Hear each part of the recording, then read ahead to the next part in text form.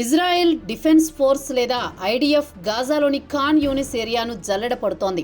టెర్రరిస్టులను నామరూపాలు లేకుండా చేయడమే ఇజ్రాయెల్ ప్రధాని బెంజమిన్ నెతన్యాహు లక్ష్యంగా కనిపిస్తోంది. తాజాగా ఇజ్రాయెల్ వైమానిక దాడిలో 3 హమాస్ టెర్రరిస్టులను డ్రోన్ సాయంతో లేపేసింది. ఈ ఫుటేజీని కూడా విడుదల చేసింది. కాగా ఖాన్ యూనిస్ ఏరియాలో 3 టెర్రరిస్టులు పేలుడు పదార్థాలను గోనె సంచుల్లో నింపుకొని వాటిని గాజాలో అమర్చడానికి వెళ్తున్న దృశ్యం కెమెరాకు చిక్కింది. వెంటనే డ్రోన్ల సాయంతో వారిపై బాంబులు కురిపించడంతో వారు అక్కడికక్కడే దుర్మరణం పాలయ్యారు. వీరే కాకుండా ప్రతిరోజు పెద్ద సంఖ్యలో టెర్రరిస్టులను చంపుతూ పోతోంది ఐడిఎఫ్. కాగా గాజాలో హమాస్ టెర్రరిస్టులు ఉపయోగించే 100 ఇన్ఫ్రాస్ట్రక్చర్లపై వైమానిక దాడులు చేసి పూర్తిగా ధ్వంసం చేసింది.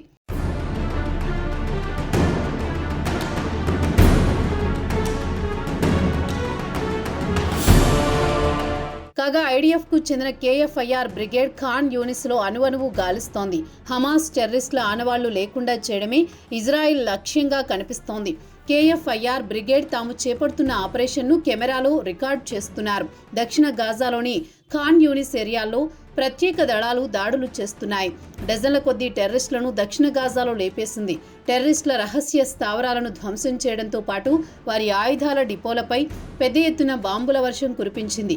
కొన్ని చోట్ల భూగర్భంలో పేలుడు పదార్థాలను దాచిపెట్టారు. వాటిని కనుగొని నిర్వీర్యం చేశారు. అలాగే టెర్రరిస్టులు గుమిగూడే ప్రాంతాన్ని గుర్తించి దాన్ని ధ్వంసం చేసింది ఇజ్రాయెల్ ఐడిఎఫ్. కాగా ఈ ఆపరేషన్ జిడియోన్ చారియాట్స్ గా పేరున్న పెట్టి మే 16 నుంచి ఆపరేషన్ను ప్రారంభించింది.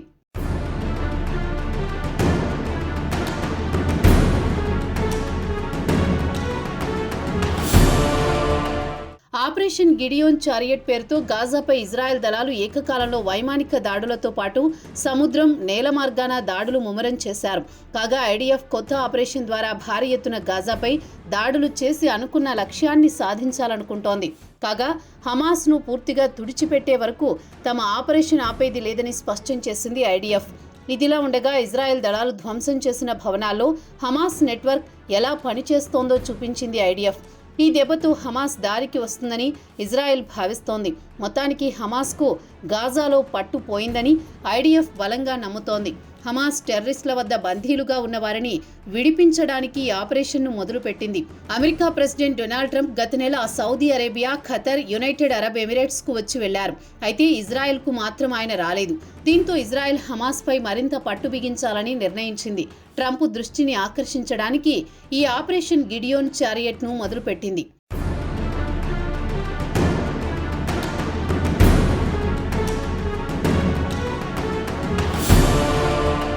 ఇజ్రాయెల్ రక్షణ మంత్రి యోవో గ్యాలెంట్ గత నెల మీడియాతో మాట్లాడుతూ గాజాలో ఇంకా 57 మంది బందీలు హమాస్ చెరలో ఉన్నారు.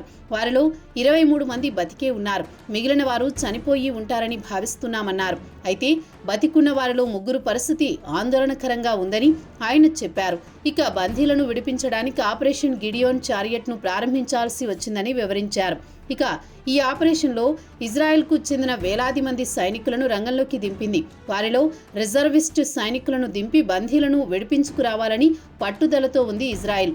ప్రధాని బెంజమిన్ నెతన్యాహు మాత్రం గాజాను మొత్తం స్వాధీనం చేసుకుంటామంటున్నారు. గాజాను పూర్తిగా తమ ఆధీనంలోకి తీసుకుని మిలిటెంట్ గ్రూపులను ఏరివేస్తామంటున్నారు. గాజాను కనీసం 20 సంవత్సరాల పాటు తమ ఆధీనంలో ఉంచుకుంటామంటున్నారు ఇజ్రాయెల్ ప్రధాని నెతన్యాహు.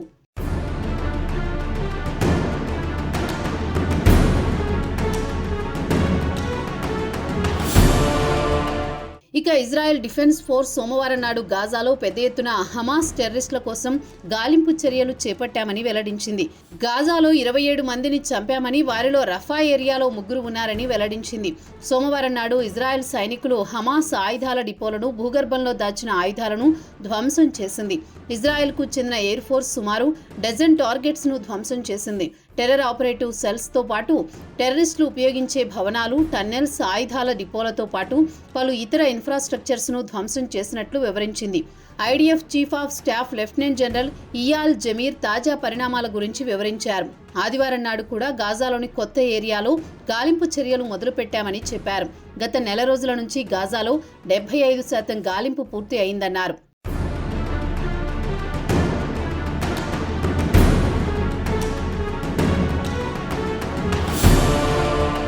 ఇదిలా ఉండగా పాలస్తీనా మీడియా మాత్రం ఇజ్రాయెల్ దళాలు దక్షిణ గాజాలోని ఖాన్ యూనిస్ ఏరియాలో పాగా వేశాయని వెల్లడించింది. నగరంలోని యూరోపియన్ ఆసుపత్రిని ధ్వంసం చేసిందని ఆరోపించగా ఐడిఎఫ్ మాత్రం నిరాకరించింది. యూరోపియన్ ఆసుపత్రి చుట్టుపక్కల తమ దళాలు లేవని ఖండించింది. గత నెల 13వ తేదీన వైమానిక దాడులో హమాస్ టన్నెల్ సిస్టమ్ను లక్ష్యంగా చేసుకుని ఐడిఎఫ్ దాడులు చేసింది. అయితే ఈ టన్నెల్ ద్వారా నేరుగా ఆసుపత్రిలోకి ప్రవేశించేలా సొరంగం తవ్వారు.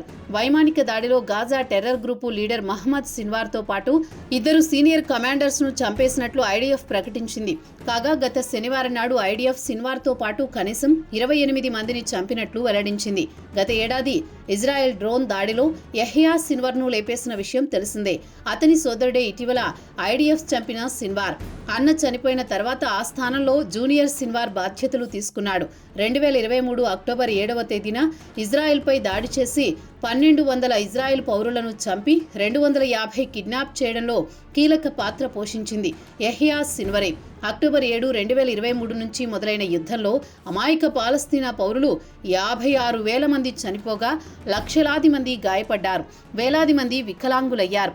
గాజా మొత్తం నేలమట్టమైంది. 25 లక్షల మంది గూడు చెదిరి యుఎన్ గుడారాల్లో ఆకలితో మలమలా మాడిపోతున్నారు. హమాస్ టెర్రర్ నాయకులు చేసిన పనికి సాధారణ పాలస్తీనా పౌరుడు బలి అయిపోయాడు.